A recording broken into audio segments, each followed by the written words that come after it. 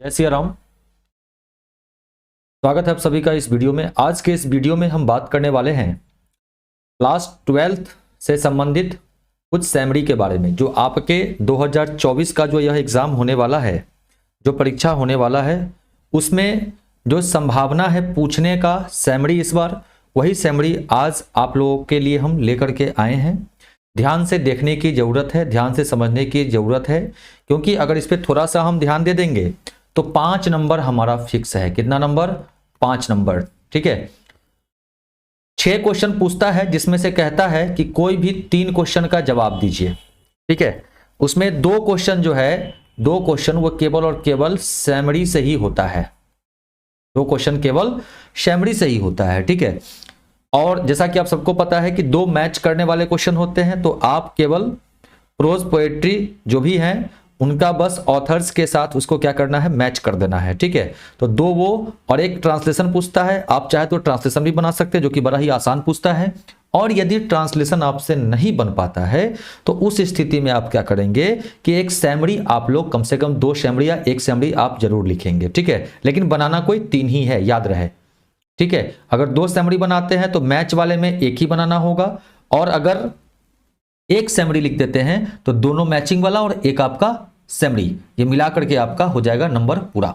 ठीक है। तो ये आपका फ्री में नंबर उठाने वाला टॉपिक है। ठीक है। तो आइए आज के सैमरी में हम सबसे पहले चर्चा करेंगे, जो आपका बहुत ही इंपॉर्टेंट है और ये हमारे सभ्यता और संस्कृति से जुड़ा हुआ है। ठीक है। जिसका नाम है Indian civilisation and culture. Indian civilisation and culture. ठीक है। जैसा कि आपको स्क्रीन पे दिख रहा होगा, इंडियन सिविलाइजेशन एंड कल्चर, जिसको हिंदी में अगर हम कहें तो क्या कहेंगे? भारतीय सभ्यता और संस्कृति। ठीक है। तो आइए इस सैमरी को हम लोग शुरू करते हैं। एक एक पंक्ति को हम लोग पढ़ेंगे, समझेंगे और इसे अपने मस्तिष्क में याद रखेंगे। ठीक है। चलिए। Indian civilisation and culture is written by Mahatma Gandhi ji. अर्थात यह जो पाठ है इंडियन सिविलाइजेशन एंड कल्चर, भारतीय संस्कृति और सभ्यता, यह किनके द्वारा लिखी गई है? महात्मा गांधी जी के द्वारा लिखी गई है, जिनको हम राष्ट्रपिता के नाम से भी जानते हैं। ठीक है। अबाउट द ऑथर्स, अगर हम बात करें अबाउट द ऑथर्स, तो ये थोड़ा सा आपको देख करके ही जाना है, यानी कि गांधी जी के बारे में थोड़ा सा आप लोग पढ़ लेंगे, जो कि बचपन से आप लोग पढ़ते आ रहे होंगे। ठीक है। तो ये जो है किसने लिखा है? इंडियन सिविलाइजेशन एंड कल्चर, महात्मा गांधी जी ने लिखा है। ठीक है। दिस इज एन, एक्चुअली मैं आपको बता दूं कि सैमरी जो होता है पूरे कहानी का एक शॉर्ट फॉर्म होता है। ठीक है। इसको हम पूरी कहानी ना लिख सके, कहानी का एक हम लोग क्या करेंगे, सार प्रस्तुत करेंगे, छोटा सा एक संक्षिप्त रूप प्रस्तुत करेंगे। इसी को हम कहते हैं सैमरी। क्या कहते हैं? सैमरी। ठीक है। जो 5 नंबर का पूछा जाता है। ठीक है।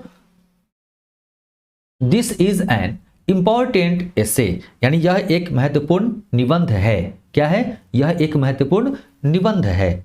In this essay Mahatma Gandhi ji describes the importance of Indian civilisation, यानी इस निबंध में किन्होंने?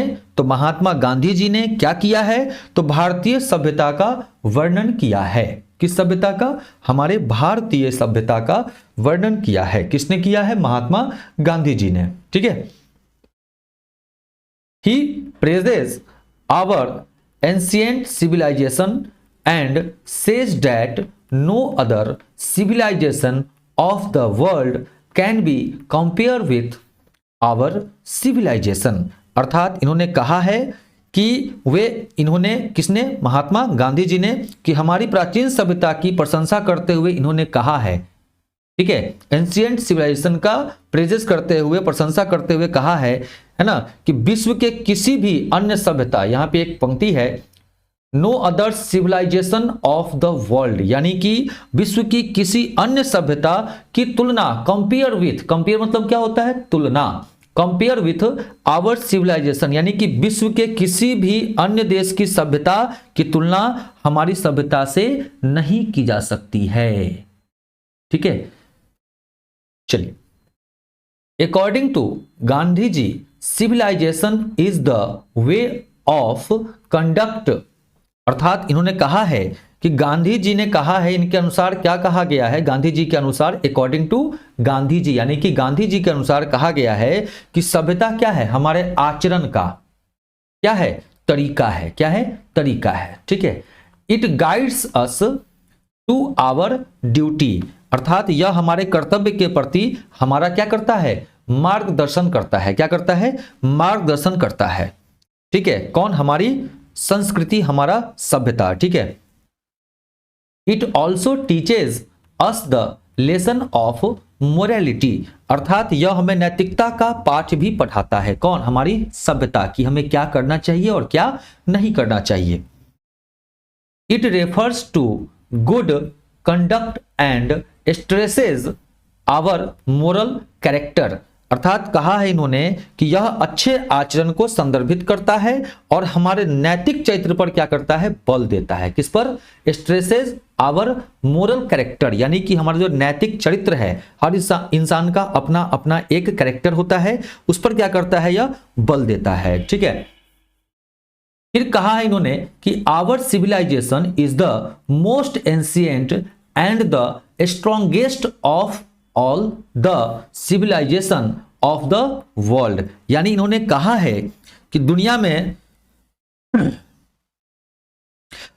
कोई भी सभ्यता ने जन्म लिया है, यहां पे लिखा गया एक पंक्ति, our civilisation is the most ancient and strongest of all the civilisation of the world, है ना, ये सबसे ज्यादा क्या है, हमारे लिए स्ट्रॉन्ग है और सबसे प्राचीन है और सबसे मजबूत सभ्यता है, कौन सी सभ्यता, हमारी भारतीय सभ्यता, ठीक है। Many civilisation in the world born and wasted, यानी दुनिया में कई सभ्यताओं ने जन्म लिया और बर्बाद भी हो गया, ठीक है, यानी वो ज्यादा दिन तक टिका नहीं और कई सभ्यताओं ने जन्म लिया और क्या कर दिया, बर्बाद कर दिया, ठीक है। They changed by the change of time, अर्थात समय के परिवर्तन से वे क्या हो गए, बदलते चले गए। But our civilisation has remained unchanged, लेकिन हमारी जो सभ्यता है यह कभी नहीं बदली, यह अपरिवर्तित रही। Our civilisation is the only civilisation in the world which has,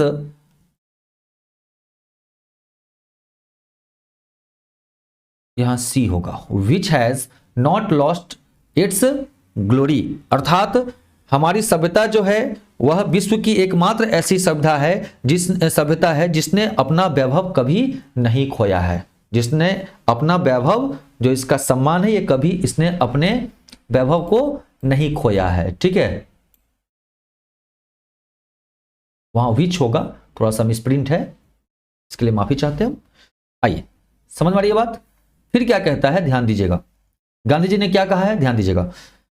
Gandhi ji says that the western civilisation is inferior to the Indian civilization because it is based on materialism and immorality, अर्थात कहा इन्होंने, गांधी जी ने, कि पाश्चात्य सभ्यता, जो पश्चिमी देश से आई सभ्यता है, वह भारतीय सभ्यता से क्या है, हीन है, अर्थात बुरा है, क्योंकि यह भौतिकवाद और अनैतिकता पर आधारित है, नैतिकता पर नहीं बल्कि किस पर, इमोरलिटी, अर्थात अनैतिकता पर आधारित है। कौन सी सभ्यता, जो पश्चिमी देशों से आई सभ्यता थी, उसका कोई भी ऐसा नीतिगत बात उसमें नहीं होता था, ठीक है।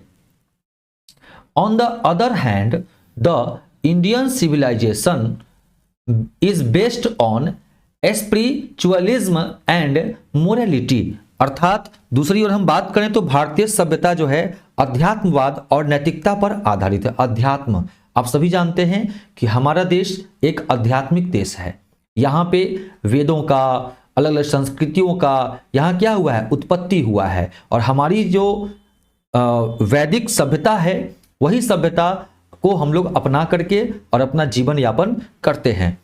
आइए, the intention of Indian civilization is to elevate the moral being while the western civilization is to propagate immorality, अर्थात भारतीय सभ्यता का जो उद्देश्य है वो क्या है, नैतिकता का उत्थान करना, नैतिकता का विकास करना, ठीक है। जबकि पश्चिमी सभ्यता की हम बात करें, western civilisation is to propagate immorality, अर्थात यह जो है सभ्यता का उद्देश्य क्या है, उसका अनैतिकता का प्रसार करना। हमारा सभ्यता का क्या है मूल सिद्धांत, नैतिकता का प्रचार करना, उसको फैलाना। और जो पश्चिमी सभ्यता है, जो वेस्टर्न कल्चर है, उसकी क्या सिद्धांत है कि वह अनैतिकता का विकास करता है, अनैतिकता का क्या करता है, प्रसार करता है, ठीक है। Thus Gandhi ji means to say that the Indian civilisation is matchless, अर्थात गांधी जी के कहने का मतलब यह है, कहने का तात्पर्य यह है कि भारतीय सभ्यता क्या है, अनुपम है, अनुपम अर्थात इसके जैसा कोई नहीं है ना, किसी से इसका मैच नहीं कर सकते हम लोग, ठीक है।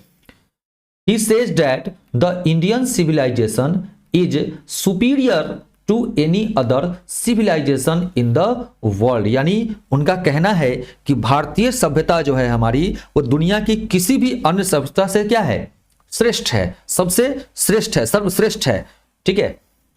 It promotes moral development and real happiness, अर्थात यह जो है नैतिक विकास और वास्तविक खुशी को क्या करता है, यह बढ़ावा देता है। कौन, हमारी सभ्यता और हमारी संस्कृति। तो इस प्रकार से आपने देखा कि ये इंडियन सिविलाइजेशन एंड कल्चर का ये सैमरी था। आशा करते हैं आप लोग को ये सैमरी समझ में आया होगा। अब हम बात करेंगे नंबर 2 सैमरी, जिसका नाम है now the leaves are falling fast, ठीक है। ये रहा आपके सामने, now the leaves are falling fast का क्या, तो सैमरी, ठीक है।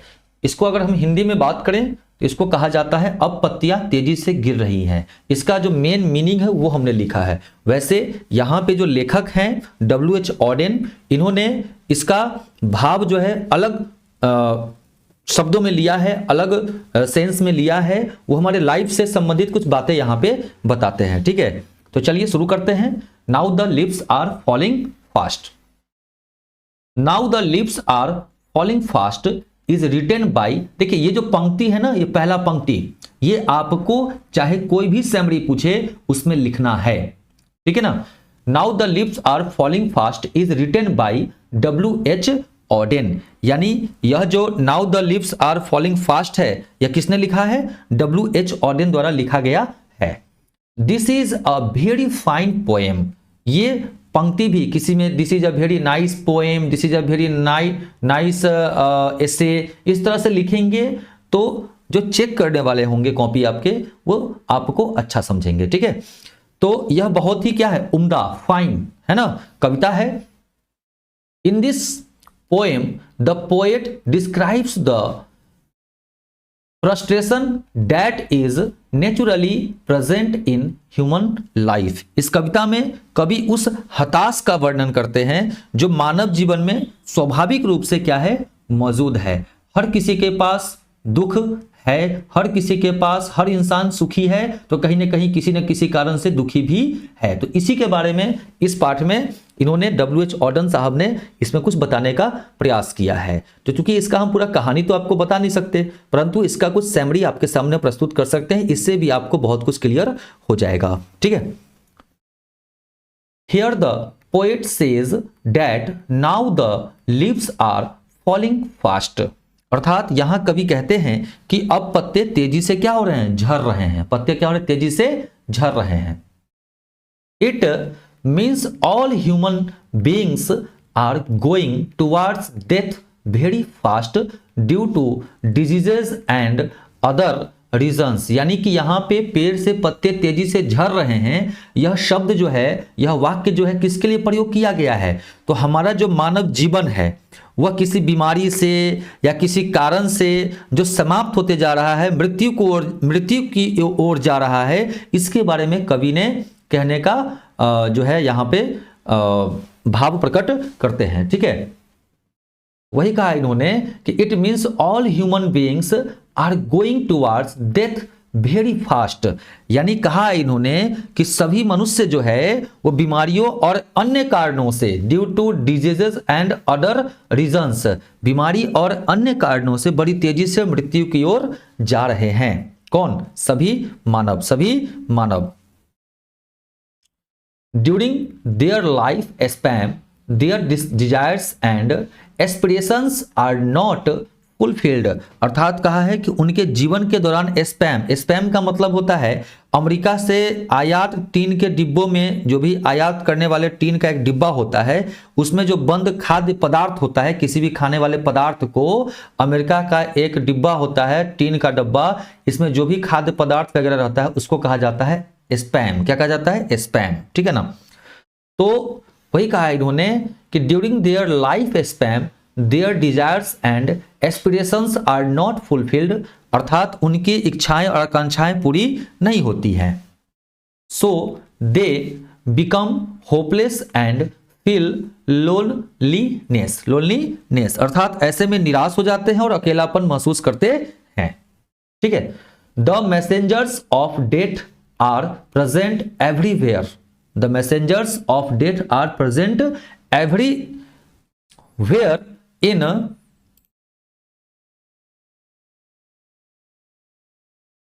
different from to snatch human happiness। अर्थात कहा है इन्होंने कि मौत के दूत जो हैं, अर्थात यमराज जिसको आप कह सकते हैं, कि सुख को छीनने के लिए अलग अलग रूप में हर जगह मौजूद हैं। जो भी मौत के दूत हैं अर्थात यमराज जो हैं वो हमारे सुख को छीनने के लिए अलग अलग रूप में हमारे धरती पर क्या है? मौजूद हैं। The people who are today will die tomorrow. अर्थात जो आज व्यक्ति जीवित है वो कभी ना कभी तो भैया मरेगा, क्योंकि यह कौन सा लोक है? मृत्यु लोक है। जिसने भी जन्म लिया उन सबको इस मृत्यु लोक से विदा लेना ही है। तो जो आज हैं, the people who are today, जो लोग आज हैं, विल डाई टुमारो, अर्थात कल मरेंगे। यह फिक्स है, परम सत्य है, यूनिवर्सल ट्रुथ है। ठीक है। फिर कहते हैं कवि कि पीपुल हैव कन्फाइंड देमसेल्व्स। अर्थात कहा इन्होंने कि लोगों ने खुद को क्या कर लिया है? कैद कर लिया है। क्या कर लिया है? कैद कर लिया है। ठीक है। They are suffering from the sense of loneliness in which they live and die. अर्थात कहा है कि वे अकेलेपन की भावना से पीड़ित हैं जिसमें वे जीते और मरते हैं। अकेलापन, हर इंसान क्या है? अपने आप को अकेला मान लिया है। ठीक है ना, जिसके कारण वो जीते भी हैं और मरते भी हैं। ठीक है। फिर कवि कहते हैं कि the poet says that the starving trolls are suppressing the gentleman and wandering in this world in search of their prey. अर्थात इनके कहने का मतलब है कि जो भी भूखे ट्रोल सज्जन को दबा रहे हैं और अपने शिकार की तलाश में इस दुनिया को में क्या हो रहे हैं? भटक रहे हैं। जो भी सज्जन को दबा रहे हैं वे क्या कर रहे हैं? इस दुनिया में भटक रहे हैं। ठीक है। As the gentleman dare not to oppose them and they are silent. जैसा कि सज्जनों ने उनका विरोध करने की हिम्मत नहीं की और वे क्या है? चुप हैं। ठीक है ना। अब क्या करेगा इंसान? क्या है कि अब डरता है कि अगर कुछ हम अच्छा कर देंगे तो यहाँ पे बुरे लोग इतने हैं कि वो हमें क्या कर देंगे? दबा देंगे। तो इससे अच्छा है कि चुपचाप ही रहें हम। ठीक है। The shocked silence of the Nightingale completes the image of death. अर्थात कोकिला की हैरान करने वाली चुप्पी मौत की छवि को पूरा करती है। जो लोग बोलते थे, कोकिला मतलब जो बोलने वाले हैं, उनकी जो हैरान करने वाली चुप्पी है वो मौत की छवि को क्या करती है? पूरा करती है। मौत की छवि को पूरा करती है। ऐसा लगता है कि मौत इसके निकट है। Thus the poem concludes with a feeling of optimism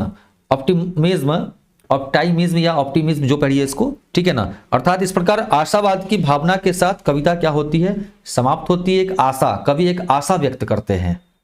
ठीक है। एक आशा व्यक्त करते हैं कि भैया ऐसा जीवन जीने से कोई फायदा नहीं है। The poet also says that like a tree every human life to be destroyed. अर्थात कवि के कहने का मतलब है, जो ये पार्ट है now the leaves are falling fast, ये इसलिए कहा गया है कि कवि यह कहना चाहते हैं कि एक वृक्ष की तरह हर मनुष्य का जीवन क्या होता है? नष्ट हो जाता है एक दिन, है ना। नष्ट, वृक्ष जैसे वृक्ष एक दिन नष्ट हो जाता है वैसे ही कभी वृक्ष फलते फूलते हैं तो कभी क्या होते हैं, पतझड़ भी होते हैं। तो मानव जीवन में ये प्रक्रियाएं हमेशा लगी रहती हैं। ठीक है, नेक्स्ट वीडियो में हम लोग बात करेंगे जो तीसरा सेमरी है जिसका नाम है sweetest love I do not go. Sweetest love I do not go, बहुत ही मधुरतम कथा है ये, प्रेम की कथा है ये, है ना। इसमें कवि प्रेम के बारे में कहते हैं कि प्रेम क्या है, प्यार क्या है, व्हाट इज लव। ठीक है, तो आगे अगले वीडियो में हम इस पर चलिए। ये रहा आपका तीसरा जो समरी है जिसका नाम है sweetest love I do not गोई। इसमें अगर हम बात करें इसके हिंदी अर्थ का तो इसका हिंदी अर्थ होगा मधुरतम प्रेम मैं नहीं जाता। अर्थात इसमें कवि जो जाते हैं वो फील करा रहे हैं, आगे आपको चर्चा करेंगे तो समझ में आ जाएगा कि इसका क्यों ऐसा नाम पड़ा। ठीक है, तो कभी जाते नहीं है दिल से, कभी जाते नहीं है ना, अपनी प्रेमिका के दिल से। ठीक है ना, इसी के ऊपर इन्होंने एक छोटा सा समरी यहां पर प्रस्तुत करने का प्रयास किया है। देखिएगा ध्यान से क्या कहते हैं कवि, आइए। स्वीटेस्ट लव, ध्यान दीजिएगा, sweetest love I do not go is a love poem written by John Donne. अर्थात यह जो sweetest love I do not go या गोई पढ़ सकते हैं या गो पढ़ सकते हैं, क्योंकि ये फॉरेन राइटर हैं तो गो को गोई पढ़ते हैं। ठीक है ना, एक प्रेम कविता है जो किसके द्वारा, तो जॉन डोने के द्वारा लिखा गया है। ठीक है, in this poem the poet describes the importance of true love in human life. अर्थात इस कविता में कवि ने मानव जीवन में, किसमें, ह्यूमन लाइफ यानी कि मानव जीवन में सच्चे प्रेम के महत्व का क्या किया है, वर्णन किया है। ठीक है, आइए। The poets is going away from his beloved. अर्थात कवि अपनी प्रेयसी से दूर होते जा रहे हैं। प्रेयसी अर्थात जिससे प्यार करते हैं उससे क्या हो रहे हैं, दूर होते जा रहे हैं। ठीक है, सी बिकम्स वेरी सैड, और वह बहुत दुखी हो जाती है। जब कोई भी प्यार करने वाले से कोई अगर उसका जो लवर होता है वो दूर होता है तो क्या होता है, वो लड़की जो है, जो प्रेयसी है, वो क्या होती है, बहुत ही दुखी हो जाती है। ठीक है, the poet consoles his beloved over a temporary separation. अर्थात कवि अपनी प्रेमिका को अस्थायी अलगाव पर सांत्वना देता है कि अरे भाई हम बस थोड़े दिन के लिए, थोड़े समय के लिए जा रहे हैं, सब दिन के लिए थोड़ी ना जा रहे हैं। इस बात को कह करके सांत्वना देते हैं और आगे की ओर बढ़ते हैं। ठीक है, he says that he is going away from her but not because he is tired of her or helps to find a better match for him। अर्थात ये कहते हैं कि वह उससे दूर जा रहा है लेकिन इसलिए नहीं कि वह उससे क्या हो गया है, थक गया है। ऐसा नहीं है कि मैं तुमसे, हे मेरी प्रेयसी, मैं तुमसे थक नहीं गया हूं जो कि तुम कह रही है कि मैं तुमसे दूर जा रहा हूं। ठीक है, या उसके लिए बेहतर साथी ढूंढने में मदद करता है जब ये बात होती है तो। ठीक है, He is parting because he wishes to die in jest। अर्थात वह अलग हो रहा है क्योंकि वह मजाक में मरना चाहता है, ऐसा फील करना चाहता है कि अगर कल को अगर हम मर भी जाएं तो तुम्हें कोई दिक्कत होनी नहीं चाहिए, ऐसा कवि फील करवाना चाहते हैं अपने प्रेमिका को। ठीक है, one day he has to die, एक दिन वह उसे तो उसे मरना ही है। One day he has to die, अर्थात एक दिन तो सबको मरना है तो उसे भी मरना है। So before death he wants to keep himself happy. अर्थात मरने से जो पहले है वह खुद को खुश रखना चाहता है। ठीक है, कौन, कवि। The poet assures his beloved that he will come back just as the sun comes back. अर्थात कवि अपनी प्रेमिका को आश्वासन देते हैं, ऐसा सांत्वना देते हैं कि जैसे सूरज डूबता है और फिर वापस आता है वैसे ही मैं भी वापस, है ना, आऊंगा, है ना, ऐसा कवि कहते हैं अपनी प्रेमिका को। He promises that he will return faster than the sun. अर्थात उसने वादा किया कि वह सूरज के भी तेज गति से वापस लौटेगा। ठीक है, he tells her that this parting is nothing in comparison to the final parting which comes with death। अर्थात वह कहते हैं कि यह अलगाव जो है, यह तुमसे दूरी जो है, उस अंतिम दूरी की तुलना में कुछ भी नहीं है जो मृत्यु के साथ आता है। जब हम मर जाएंगे तब तो भैया तुम्हें मिल भी नहीं पाएंगे, तो आज कम से कम मरने तो नहीं जा रहे हैं ना, हम जा रहे हैं, बाहर जा रहे हैं, ठीक है ना। ऐसा सांत्वना देते हैं कौन? कवि देते हैं किसको? अपनी प्रेयसी को। So she should not shed tears over his departure, अर्थात इसलिए उन्हें उनके जाने पर आंसू नहीं बहाने चाहिए। कवि कहते हैं कि हम जा रहे हैं तो तुम रो मत, ठीक है।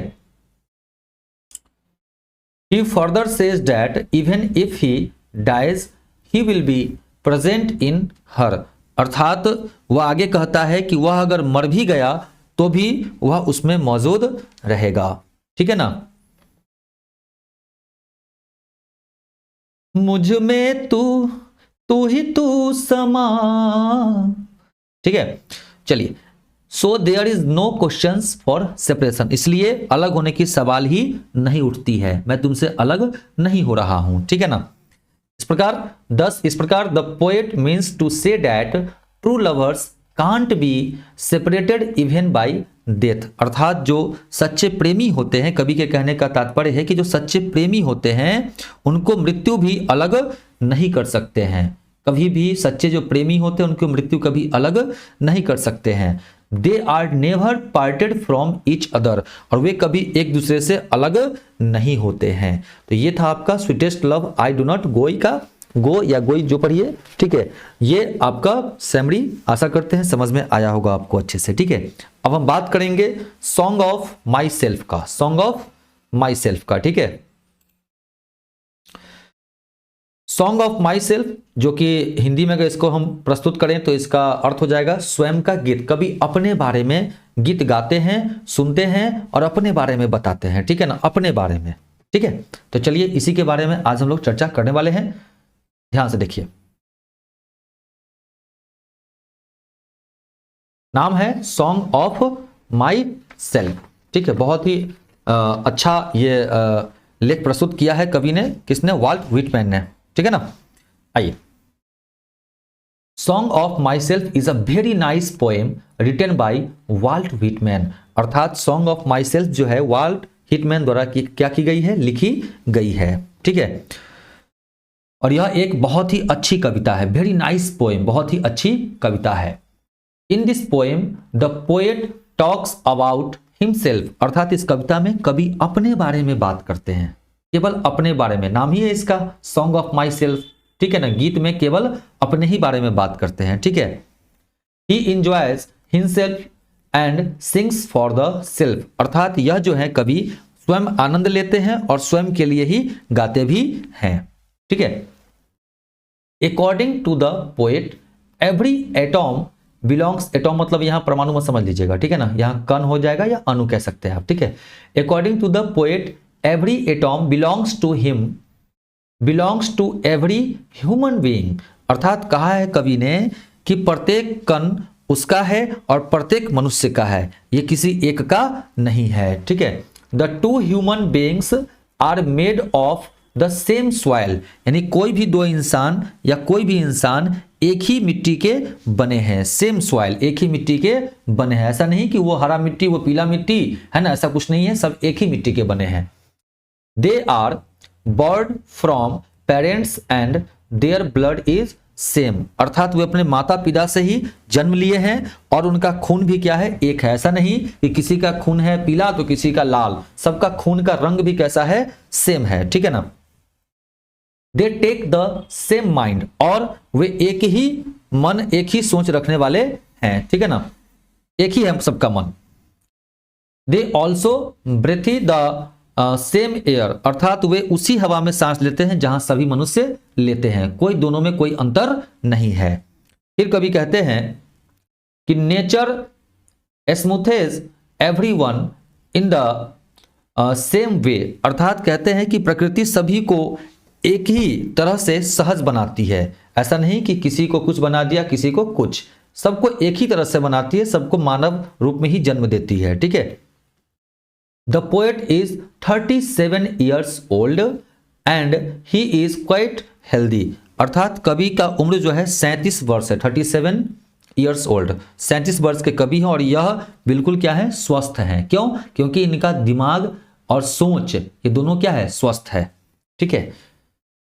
He feels that his good health will be continue till his death, अर्थात उन्हें लगता है कवि को कि उनकी मृत्यु तक उनका अच्छा स्वास्थ्य बना रहेगा। जब तक कि उनकी मृत्यु न हो जाती है तब तक उनका स्वास्थ्य उत्तम ही बना रहेगा। ठीक है, ऐसा कवि मानते हैं। फिर कहते हैं कवि कि he is above castes and creeds, वह जातियों और पंथों से क्या है, ऊपर है। वह जात पात पे विश्वास नहीं करते हैं। कौन? कवि। He is ready at every danger in his life, यानी अपने जीवन में हर खतरे के लिए वो क्या रहते हैं, तैयार रहते हैं। जो भी खतरा आएगा उसके लिए वो क्या रहते हैं, हमेशा जीवन में तैयार रहते हैं। ठीक है। He accepts that life is not bed of roses, आहा, कितना सुंदर बात कहा है कवि ने कि वह स्वीकारते हैं, इस चीज को मानते हैं कि जीवन गुलाबों का बिस्तर नहीं है, गुलाब के फूल का बिस्तर नहीं है। It is full of difficulties, यह क्या है, कठिनाइयों से भरा है। किससे भरा है? कठिनाइयों से भरा है। एंड ऑल्सो हैप्पीनेस, और खुशियों से भी भरा है। कठिनाइयों से भी और खुशियों से भी भरा है। जैसे गुलाब में कांटा भी होता है और फूल भी होता है। फूल हमको पकड़ाता है तो कितना सुंदर लगता है ना, कोमल, और वही कांटा अगर चुभ जाए तो कितना हम लोग को उफ, कांटा चुभ गया, नहीं। तो उसी प्रकार से कवि ने कहने का यहाँ पे भाव प्रकट किया है कि कठिनाई से भरा है बिल्कुल गुलाब के फूल जैसा, और खुशियों से भी भरा है हमारा जीवन। ठीक है। He feels that life is the finest gift given by God, अर्थात उन्हें लगता है, ऐसा महसूस होता है कि जिंदगी किसका दिया हुआ है, जीवन यह भगवान का दिया हुआ है। किसका दिया हुआ है? भगवान का दिया हुआ है, ईश्वर का दिया हुआ है। ठीक है। गिफ्ट गिवन बाय गॉड, बेहतरीन उपहार दिया है भगवान ने हमें। जो जीवन दिया है वह हमारे क्या है, भगवान का दिया हुआ बेहतरीन उपहार है हमारे लिए। ठीक है। The poet says that everyone should think that there is nothing in life, अर्थात कवि कहते हैं कि हर किसी को यह सोचना चाहिए कि जीवन कुछ भी नहीं है, जीवन में कुछ भी नहीं है। So we should always be happy and try to make others happy, अर्थात इसलिए हमेशा चाहिए कि हमें खुश रहना चाहिए और दूसरों को भी खुश करने का प्रयास करना चाहिए। हमें भी खुश रहना चाहिए और दूसरे को भी खुश रखने का प्रयास करना चाहिए, ऐसा कवि कहते हैं। बहुत ही सुंदर प्रसंग है ये। 10 इस प्रकार the poet means to say that there is no difference between the two human beings, अर्थात कवि अंत में कहते हैं कि दो मनुष्य में कोई अंतर नहीं है। सब ईश्वर के भेजे हुए दूत हैं और सभी हम सब क्या हैं, समान हैं। हम दोनों में कोई भी अलगाव नहीं है। हम सब क्या है, एक ही मिट्टी के बने हैं। हमारा जो प्राण वायु है सबका एक है, वही प्राण वायु को लेकर के सभी लोग जीवित रहते हैं। तो इस तरह से कवि ने इसमें इसी भाव को प्रकट करने का प्रयास किया है। तो मिलते हैं फिर अगले सेमरी के साथ, अगले पार्ट में। इस पार्ट में हमने 4 सेमरी आपको बताया है। चारों सेमरी आपके लिए इंपॉर्टेंट है, इसमें से कोई एक तो रहेगा ही, और 4 सेमरी आपको हम और बताएंगे। वो जान लेने के बाद आपको आराम से क्वेश्चन इस बार 2024 में इसी में से आएगा, इसका पूर्ण हमें भरोसा है और संभावना भी है। मिलते हैं फिर अगले पार्ट में, तब तक के लिए जय श्री राम, जय मां शारदे, जय हिंद, जय भारत, वंदे मातरम।